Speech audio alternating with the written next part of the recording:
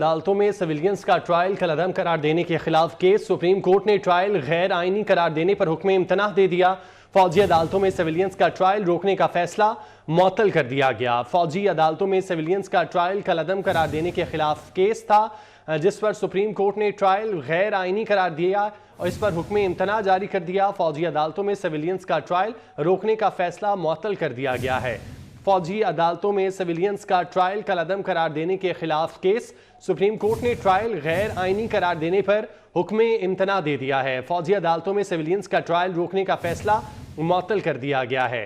फौजी अदालतों में सिविलियंस का ट्रायल कलअदम करार देने के खिलाफ केस। सुप्रीम कोर्ट ने ट्रायल गैर आईनी करार देने पर हुक्म इम्तनाह दे दिया, जबकि फौजी अदालतों में सिविलियंस का ट्रायल रोकने का फैसला मुअत्तल कर दिया गया है। फौजी अदालतों में सिविलियंस का ट्रायल कलअदम करार देने के खिलाफ केस। सुप्रीम कोर्ट ने ट्रायल गैर आईनी करार देने पर हुक्म इम्तनाह दे दिया है, जबकि फौजी अदालतों में सिविलियंस का ट्रायल रोकने का फैसला मुअत्तल कर दिया गया है। अहम खबर शामिल करते चले। फौजी अदालतों में सिविलियंस का ट्रायल कलअदम करार देने के खिलाफ ये केस था और इस केस में सुप्रीम कोर्ट ने ट्रायल गैर आईनी करार देने पर हुक्म इम्तनाह जारी कर दिया है। फौजी अदालतों में सिविलियंस का ट्रायल रोकने का फैसला मुअत्तल कर दिया गया।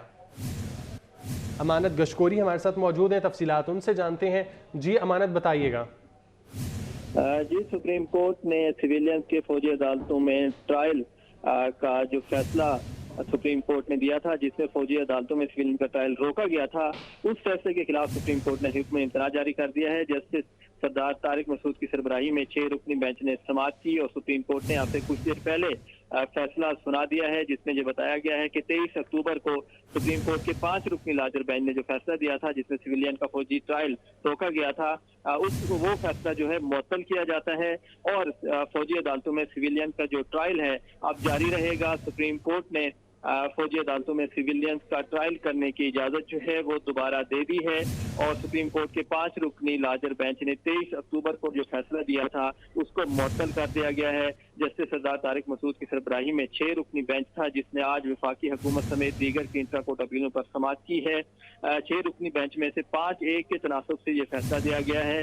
जस्टिस मुसरत हिलाली, जो कि 6 रुकनी बेंच का हिस्सा थी, उन्होंने फैसला मुअत्तल करने की मुखालफत की है। फौजी अदालतों में सिविलियंस के ट्रायल की जस्टिस मुसरत हिलाली ने मुखालफत की है। ताहम दीगर जो 5 जजेस थे उन्होंने ये फैसला दिया है कि फौजी अदालतों में सिविलियन का जो ट्रायल है वो जारी रहेगा और जो वफाकी ठीक है, इस मुतालिक मजीद भी आपसे तफसीलात जानेंगे। फिल वक्त के लिए बहुत शुक्रिया अमानत आपका।